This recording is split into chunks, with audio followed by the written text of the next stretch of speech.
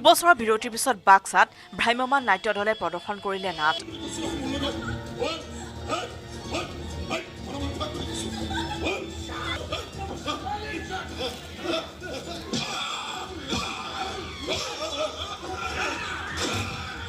Theatre ভাগ্যদেৱীক দৰ্শকে জনালে বিপুল সঁহাৰি। বাক্সা জিলাৰ নয়া বস্তিত বুধবাৰৰ পৰা আৰম্ভ হৈছে থিয়েটাৰ ভাগ্যদেৱীৰ নাট প্ৰদৰ্শন। স্থানীয় লক্ষ্মী পূজা উপলক্ষে উদযাপন সমিতিয়ে তিনি নিশাৰ বাবে নিমন্ত্ৰণ জনাই আনিছে থিয়েটাৰ ভাগ্যদেৱীক। বিগত দুবছৰৰ পিছত পুনৰ দৰ্শকে মাজত নাট প্ৰদৰ্শন কৰিবলৈ পাই শিল্পী কলাকুশলীসকলেও উৎফুল্লিত হৈ পৰিছে। ইতিমধ্যে দৰ্শকেও জনাইছে বিপুল সঁহাৰি। উল্লেখ্য যে বিগত সময়ছোৱাত কৰোনা মহামাৰীৰ বাবে ৰাজ্যৰ নাট্যদলসমূহৰ নাট প্ৰদৰ্শন বন্ধ হৈ পৰিছিল। এই সময়ছোৱাত নাট্যগোষ্ঠীৰ লগত জড়িত শিল্পী কলাকুশলীসকলৰ আৰ্থিক অৱস্থাও শোচনীয় হৈ পৰিছিল, যাৰ বাবে ভ্ৰাম্যমাণ নাট্য দলৰ অধিকাংশ শিল্পী কলাকুশলী চৰম হতাশাত ভুগিবলগীয়া হৈছিল। এইবাৰ মৰ হ্ৰাস কৰি পেলাই ওলাই আহিছোঁ আমাৰ প্ৰযোজক সুবোধ মজুমদাৰৰ সাহসত 3খন নাটকৰ লৈ এইবাৰ ওলাই আহিছোঁ। দৰ্শকৰ পৰাও যথেষ্ট সঁহাৰি পাইছোঁ। তাৰমানে কৰোনা মহামাৰীৰ কাৰণে আমি এটা বছৰ নাট প্ৰদৰ্শন কৰাৰ পৰা বিৰত থাকিব লগা হ'ল। আচলতে এই মহামাৰীৰ সময়ত আমাৰ কৰ্মজীৱন একেবাৰে স্থবিৰ হৈ পৰিছিল, কিন্তু আজি চৰকাৰৰ অনুগ্ৰহত এইবাৰ অকণমান ফলমকৈ হ'লেও আমি নাট মঞ্চস্থ কৰিব পাৰিছোঁ। কেইখনমান থিয়েটাৰে নাট কৰিবলৈ ওলাই আহিছে। তাৰ মাজৰে মই থকা থিয়েটাৰখন হৈছে থিয়েটাৰ ভাগ্যদেৱী। ৰাইজৰ যিকেইখন পেণ্ডেল কৰি আহিছোঁ, ৰাইজে খুব সুন্দৰকৈ ভ্ৰাম্যমাণ থিয়েটাৰক আঁকোৱালি লৈছে। শেহতীয়াভাৱে পৰিস্থিতি কিছু উন্নত হোৱাত ৰাজ্য চৰকাৰে কোভিড নীতি নিয়মৰ মাজেৰে নাট প্ৰদৰ্শনৰ অনুমতি প্ৰদান কৰাত ৰাজ্যৰ কেইখনমান নাট্য দলে নাট প্ৰদৰ্শনৰ বাবে ওলাই আহে। সেইদৰে নলবাৰীৰ সুবোধ মজুমদাৰৰ প্ৰযোজনাত থিয়েটাৰ ভাগ্যদেৱীও ওলাই আহিছে দৰ্শকৰ মাজলৈ।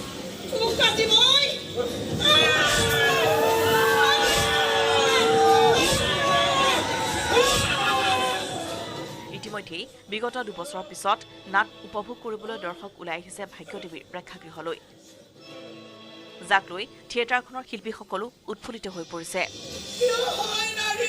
মৃতপাইত ভ্ৰাম্যমাণ উদ্যোগটোক পুনৰ জীয়াই তোলাত চৰকাৰক ধন্যবাদ জ্ঞাপন কৰিছে শিল্পীসকলে।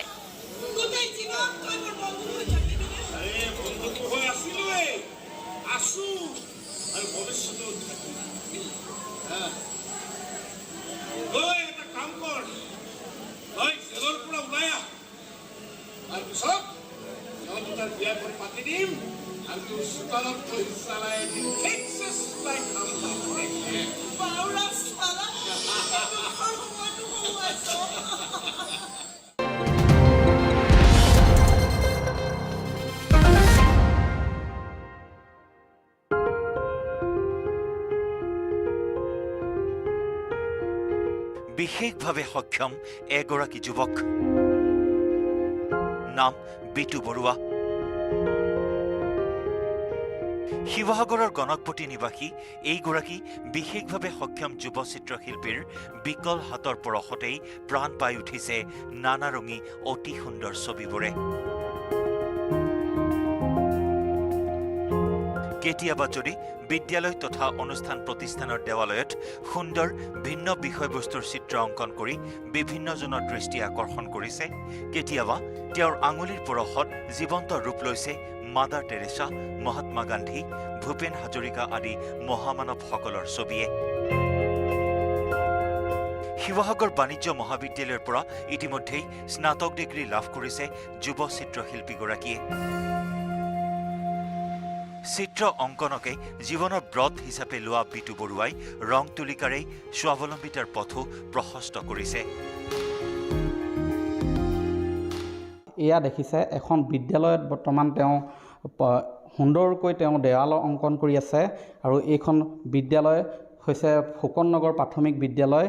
এইগৰাকী বিটু বৰুৱাই জন্মগতভাৱেই তেখেতৰ হাতৰ যথেষ্ট তেওঁৰ কিছু সমস্যাত পৰিলে, আৰু বিশেষভাৱে সক্ষম এই যুৱকজনে ছাত্ৰ অৱস্থাৰ পৰাই বিভিন্ন প্ৰতিযোগিতাত অংশগ্ৰহণ কৰিও সুনাম কঢ়িয়াই আনিছে। কেৱল বিদ্যালয়তে নহয় তেওঁ বিভিন্নজনৰ ঘৰত সেই আৰু অনুষ্ঠান প্ৰতিষ্ঠানৰ দেৱাল অংকনৰ পৰা আদি কৰি বিভিন্ন তেওঁ চিত্ৰ কাৰুকাৰ্য তেওঁৰ হাতৰ নিপুণ পৰশত প্ৰাণ পাই উঠে। আৰু মই বৰ্তমান তেওঁৰ ওচৰত বিতু বৰুৱাৰ পৰা জানিব বিচাৰিম কেতিয়াৰ পৰা তুমি এই কলা আয়ত্ত কৰিছা? মই তৃতীয় শ্ৰেণী পঢ়ি থাকোঁতে আৰ্ট শিকিছিলোঁ এই প্ৰতিভা চিত্ৰকলা নিকেতন মোৰ গুৰু মুজিদা বেগম বাইদেউৰ ওচৰত। এতিয়ালৈকে কিমান চিত্ৰ অংকন কৰিছা বা বিভিন্ন অনুষ্ঠান প্ৰতিষ্ঠানত? বিভিন্ন অনুষ্ঠান প্ৰতিষ্ঠানত মই এতিয়া 100 বা 50ৰ অধিক মান কৰিছোঁ। ৰেষ্টুৰেণ্ট কৰিছোঁ, মানুহৰ ঘৰত কৰিছোঁ, স্কুলত কৰিছোঁ। কেনেকুৱা সঁহাৰি পাইছা? মানুহৰ সঁহাৰি বহুত পাইছোঁ, মৰম পাইছোঁ, আশীৰ্বাদ পাইছোঁ। তেনেকৈ এতিয়া বৰ্তমান আগুৱাই গৈ আছোঁ। আৰু ইয়াৰ যোগেদিয়ে তুমি উপাৰ্জন? মই ইয়াৰ যোগেদি উপাৰ্জন কৰি বৰ্তমান চলি আছোঁ। বিদ্যালয়সমূহৰ দেৱালে দেৱালে নানা বিষয়ৰ চিত্ৰ অংকন কৰি ছাত্ৰ ছাত্ৰীৰ শৈক্ষিক দিশতো অৰিহণা যোগোৱাৰ লগতে বিভিন্ন প্ৰতিযোগিতাত অংশগ্ৰহণ কৰি পুৰস্কাৰো লাভ কৰিছে বিতু বৰুৱাই।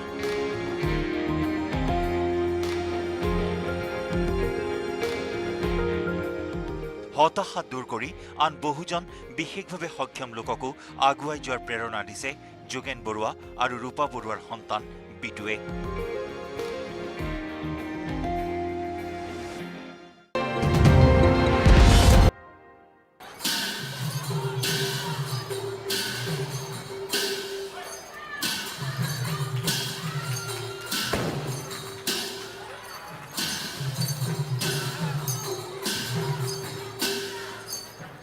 নগাঁও আৰক্ষী চকীত ব্যতিক্ৰমী ৰূপত দেখা গ'ল আৰক্ষীৰ জোৱানসকলক।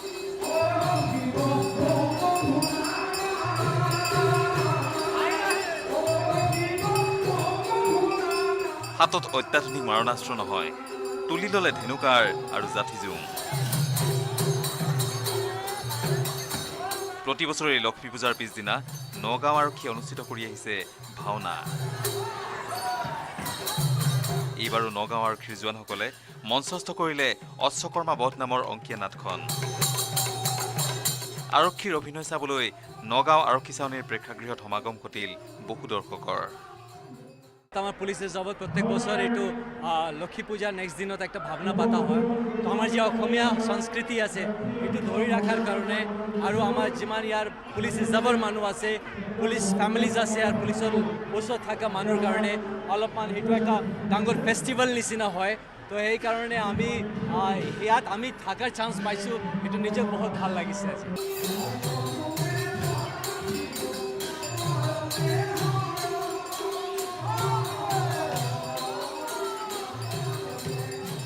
নগাঁৱৰ আৰক্ষী অধীক্ষক আনন্দ মিশ্ৰই শুভ উদ্বোধন কৰিলে এই ভাওনাখনৰ।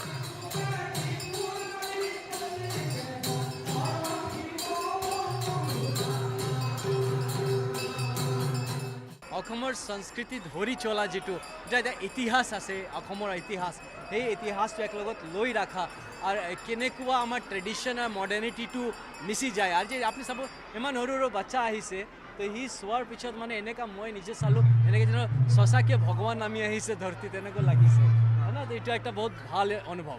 ৰিজাৰ্ভৰ ল'ৰা ছোৱালীখিনিৰ কাৰণে কিবা ড্ৰামা ৱৰ্কশ্বপ কৰিম বুলি ভাবিছে নেকি ভৱিষ্যত? হয়, এনেকুৱা বহুত সাৰা আছে, খালি ড্ৰামাই নহয় আৰু বেলেগ বেলেগ যিটো আৰ্ট ফৰ্মছ আছে, কালচাৰেল এক্টিভিটিজ হয়, সেইটো লৈ ভাবা ৰখা হৈছে। আমাৰ ইনফেক্ট ৱাইফ বহুত ভাবিছে সেইটো লৈ, তো এই অলপ ইয়াত ৱৰ্কশ্বপ কৰিব ভাবিছে। তো আই থিংক শীঘ্ৰেই এইটো আমি আৰম্ভ কৰিম।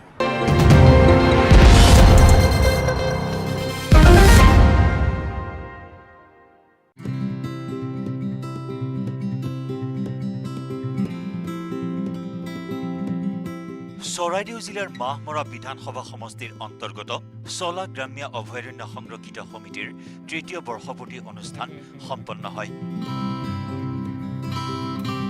জনপ্ৰিয় কণ্ঠশিল্পী দেৱজিৎ বৰাক চলা গ্ৰাম্য অভয়াৰণ্যৰ ব্ৰেণ্ড এম্বেছাডৰ হিচাপে ঘোষণা কৰা হয়। চৰাইদেউ জিলাৰ মাহমৰা বিধানসভা সমষ্টিৰ অন্তৰ্গত সংৰক্ষিত বনাঞ্চলসমূহৰ ভিতৰত অন্যতম এখন বনাঞ্চল হ'ল চলা সংৰক্ষিত বনাঞ্চল।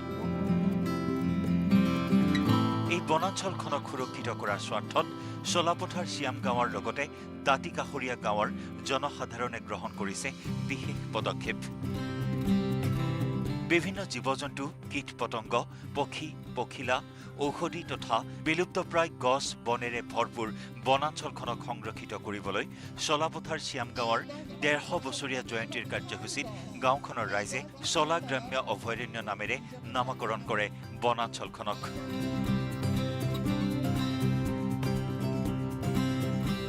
তাৰ পৰৱৰ্তী সময়ত চলা ভিলেজ চেংচুৱেৰী কনজাৰ্ভেশ্যন ছ'চাইটি গঠন কৰি গ্ৰাম্য অভয়াৰণ্যখন সংৰক্ষণৰ বাবে ইয়াৰ পাৰ্শ্বৱৰ্তী অঞ্চলত সজাগতামূলক কাৰ্যসূচী গ্ৰহণ কৰা হয়। আনহাতে ৬৩৮ হেক্টৰ মাটিকালিৰ এই গ্ৰাম্য অভয়াৰণ্যখনত অসম চৰকাৰৰ বন বিভাগে মাত্ৰ ৪ গৰাকী লোকক নিয়োজিত কৰাৰ পৰিপ্ৰেক্ষিতত চলা ভিলেজ চেংচুৱেৰী কনজাৰ্ভেশ্যন ছ'চাইটিৰ দ্বাৰা নৈশ পহৰাৰো ব্যৱস্থা গ্ৰহণ কৰা হৈছে। এই চলা ভিলেজ কনজাৰ্ভেশ্যন ছ'চাইটিৰ ৩য় বৰ্ষপূৰ্তিৰ অনুষ্ঠান বুধবাৰে গ্ৰাম্য অভয়াৰণ্যখনৰ মাজত অনুষ্ঠিত হয়। পৰিৱেশ সজাগতামূলক বিভিন্ন কাৰ্যসূচীৰ লগতে ফটোগ্ৰাফী প্ৰতিযোগিতা, চাইক্লিং, জাংগল ট্ৰেকিং আদি অনুষ্ঠিত হোৱা ৩য় বৰ্ষপূৰ্তিৰ অনুষ্ঠানতে অসমৰ জনপ্ৰিয় কণ্ঠশিল্পী দেৱজিৎ বৰাক চলা গ্ৰাম্য অভয়াৰণ্যৰ ব্ৰেণ্ড এম্বেছাডৰ হিচাপে নিয়োজিত কৰে সমিতিয়ে।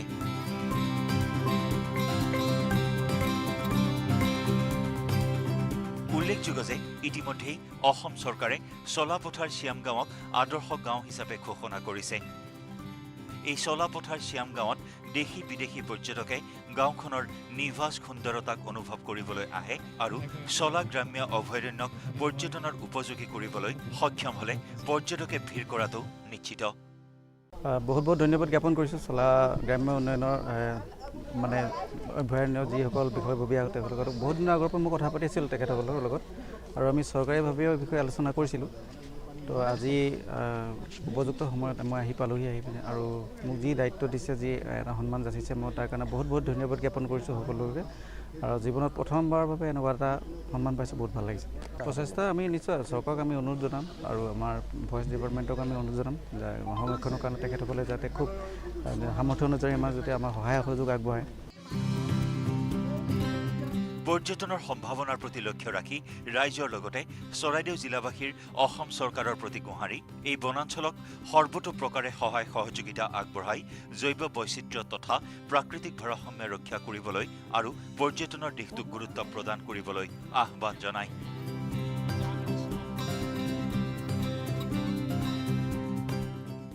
চলা গ্ৰাম্য অভয়াৰণ্যটো এটা নতুন ধাৰণা, গ্ৰাম্য অভয়াৰণ্য ধাৰণা। এই ধাৰণাটো আমাক দিছিলে নেচাৰ্ছ বেকনে। আমি নেচাৰ্ছ বেকনৰ ওচৰলৈ গৈছিলোঁ, সমুদ্ৰ ডাঙৰীয়া ওচৰলৈ। তেখেতে আমাক এই ধাৰণা দিয়ে আৰু এইটো আমি আহি কাৰ্যকলাপ ইয়াত মানে কাৰ্যক্ষেত্ৰত পৰিণত কৰিছোঁ। এতিয়া গ্ৰাম্য অভয়াৰণ্য ধাৰণা এনেকুৱা ধৰণৰ যে ৰাইজৰ দ্বাৰা গ্ৰহণ কৰা এটা ব্যৱস্থাৰ জৰিয়তে এখন সৰু অৰণ্যক অভয়াৰণ্যৰূপে ঘোষণা কৰা। যিহেতু কিছুমান সৰু সৰু যিবিলাক সৰু সৰু অৰণ্য আছে সেইবিলাকত চৰকাৰে অভয়াৰণ্য কৰিবৰ কাৰণে আগবাঢ়ি নাহে, গতিকে তাত গাঁৱৰ ৰাইজেই অভয়াৰণ্য বুলি ঘোষণা কৰি সংৰক্ষণ কৰাৰ ব্যৱস্থা কৰা হৈছে ইয়াত। মই ব্যৱহাৰ কৰোঁ আটাইতকৈ সবল আৰু সতেজ চিমেণ্ট, চুৰিয়া চিমেণ্ট। চুৰিয়া চিমেণ্ট অটুট ঘৰ, অটুট অসম।